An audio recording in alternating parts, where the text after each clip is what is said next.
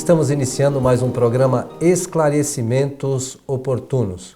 Nosso programa tem por objetivo levar a você as informações da doutrina espírita codificada por Allan Kardec. Conosco, como sempre, o nosso companheiro Milton Felipelli. E aí, seu Milton, tudo certinho? Muito bem. Agradecido por estar mais uma vez aqui ao seu lado, junto dos companheiros da parte técnica, para mais um programa Esclarecimentos Oportunos. Eu sempre aproveito deste início para transmitir a nossa saudação, sempre no melhor desejo de que os bondosos espíritos nos ajudem sempre. Isso nós fazemos porque sabemos que através das palavras e das intenções há um encaminhamento dessa providência desses nossos amigos. Muito bom, seu Milton. Estudou bastante a doutrina, né? É assim que funciona o apoio deles, né? Pelo nosso pensamento, você leva as palavras e elas encaminham. Isso mesmo. É isso mesmo, nosso desejo. Isso aí. Ô, seu Milton, nos encaminharam uma solicitação que está no Livro dos Médiuns, no seu capítulo 12. Né, para quem depois quiser ler. O capítulo que trata dos médiuns, né? Isso, o Livro dos Médiuns, capítulo 12. Então, a pergunta é, o que é pneumatografia? Bonito nome, né? Tem alguma coisa a ver com pulmão? Fotografia do pulmão, alguma coisa? É que a palavra pneuma significa alma, ela na origem é alma, né? Pneumatografia. Grafia é escrita, portanto a escrita da alma. Se fosse pneumatofonia, seria a fonia, voz, né? Seria o som, a voz, a fala da alma. Então, a pneumatografia é a escrita da alma. E como é que é essa história da escrita da alma, seu Milton? Aqui o significado, digamos, quase sinônimo dessa palavra é escrita direta pelos espíritos. Então, tem-se a ideia, nós vamos explicar a mecânica, tem-se a ideia de que os espíritos escrevem diretamente sem a intermediação dos médiuns. E da mesma forma? A da voz. Podem. Chama-se voz direta. Direta. Né? Também podem apresentar essa característica. Pode, porque os espíritos eles confeccionam através dos fluidos uma espécie de corneta e através e cria o que na materialização chama-se garganta fluídica, garganta artificial para a emissão da voz. Como se fosse um alto-falante. Os dois fenômenos estão inseridos ou fazem parte do quadro dos fenômenos de ordem física, não intelectual, não inteligente. Embora seja um fenômeno inteligente, porque parte da inteligência. Vai trazer escrita, né? Claro, mas para ficar melhor esclarecido, didaticamente, Kardec fez essa diferença e classificou o fenômeno como um fenômeno de ordem física. É muito interessante, é muito raro também. Raro porque deve estar acontecendo, mas não havendo divulgação, então vamos chamar isso de raridade. Mas essas questões de deve estar acontecendo, a gente não pode esquecer que os espíritos sempre existiram. E isso deve ter sempre existido na humanidade e as pessoas não se deram conta, né? Através do espiritismo a gente passou a se dar conta disso e ver que também isso não é um negócio maravilhoso. Tem uma razão de ser. Como você já explicou, os espíritos, através dos fluidos, eles produzem lá uma garganta, por exemplo, para falar, ou outra coisa que o valha, mas conseguem trazer essas informações. Mas essa história da escrita direta, já existe, como a gente falou, já existia antes, e teve estudo disso anterior a Kardec, inclusive. Com certeza. E antes até, só para lembrar, do ponto de vista histórico, há um fato conhecido pela humanidade toda das chamadas tábuas obtidas por Moisés. Que fenômeno é esse? O Espiritismo explica. essa escrita, uma escrita direta por parte dos espíritos. Quando Moisés desce do Monte Sinai e traz com ele as chamadas tábuas, que são as pedras, a inscrição que está ali é a escrita direta dos espíritos. Interessante, né? Claro. E a gente não se dá conta, né? Não se dá conta. Então, o decálogo, né? As leis, Os 10 mandamentos. os mandamentos, nada mais são do que a escrita direta dos espíritos em um momento especial que se transformou depois, como nós sabemos, numa referência religiosa. Que interessante. Mas e depois, Milton, que estudos, antes de Kardec, houveram outros estudos, né, que foram feitos sobre essa questão da escrita direta? Isso é posterior, na verdade, é por volta de 1860 e 70. Por exemplo, vou citar só um pesquisador, eu até trouxe o livro, que é uma raridade, chamado Física Transcendental. Eu trouxe numa edição publicada pela tipografia São Gabriel, ali do Meyer, no Rio de Janeiro, em 1908, de um pesquisador alemão chamado Friedrich Zoner, e que um homem muito criterioso, um professor catedrático, uma pessoa muito séria, fez naquela oportunidade, então, experiências. A impressão aqui, graficamente, não é que nem nos dias de hoje, nós temos muitos recursos gráficos, então, de uma beleza e de uma naturalidade impressionante. Mas, no caso aqui, serve apenas para mostrar essas experiências que foram feitas nessa época. E o Dr. Zoner, então, conseguiu, através de um médium, por isso que nós temos sempre que entender que a escrita direta é produzida pelo chamado fenômeno de ordem física e é necessária a presença de médiums ou de um médium dotado de recursos de um tipo de mediunidade, de um tipo mediúnico, onde se oferece esse chamado fluido vitalizado que os espíritos então confeccionam o que eles pretendem para produzir o fenômeno.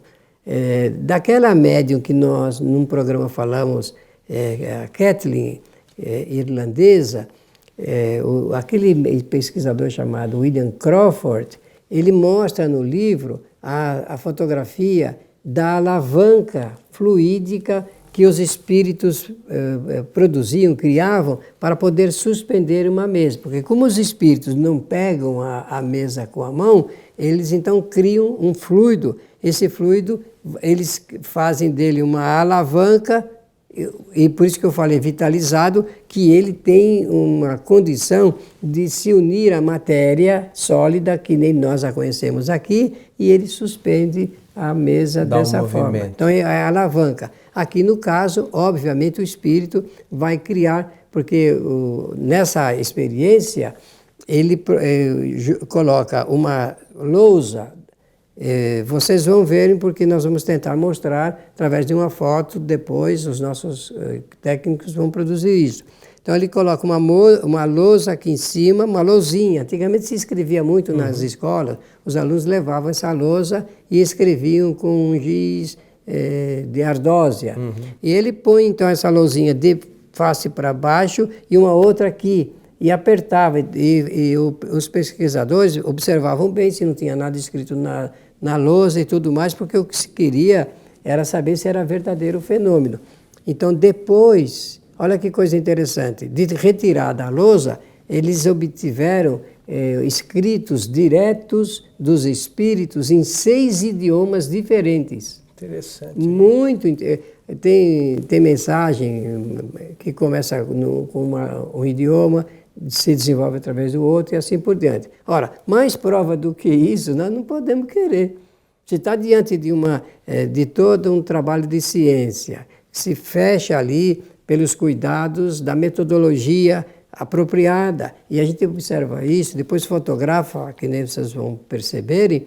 Então, meus amigos, que prova maior nós queremos da existência, presença e possibilidade dos espíritos se comunicarem? Se pudéssemos hoje, com esses equipamentos que nós temos eletrônicos, nós realmente iríamos obter trabalhos extraordinários. Você falou uma coisa, é importante que a gente se recorde sempre. Isto é ciência, não é curiosidade, nem religião, não é religião, é um estudo científico no qual esta pessoa fez as experiências e concluiu.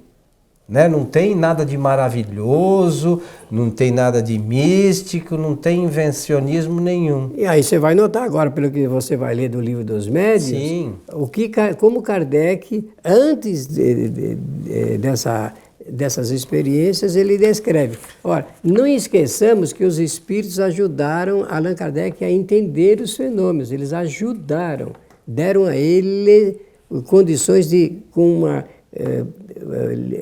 limpeza de pensamentos, entender como é que funcionavam esses fenômenos. Então diz ele lá o seguinte: o fenômeno da escrita direta, sem contradita, é um dos mais extraordinários do espiritismo, mas, por anormal que pareça no começo, é hoje um fato averiguado e incontestável.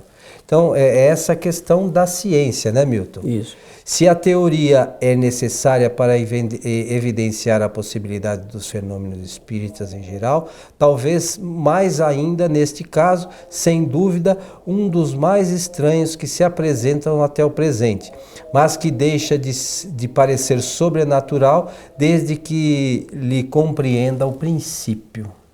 Interessante. Claro, né? E o princípio é isso que nós estamos assinalando aqui.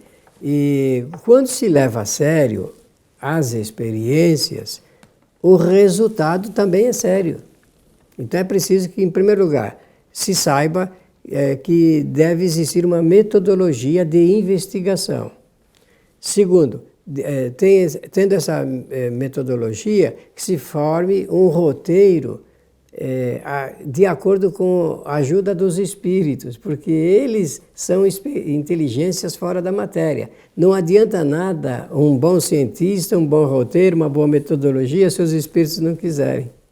Porque eles simplesmente não farão o resultado que a gente quer. Mas até porque eles sabem o princípio, qual é o objetivo. Claro, né? Então, tendo isto, se consegue muita coisa de veracidade, de comprovação e tudo mais.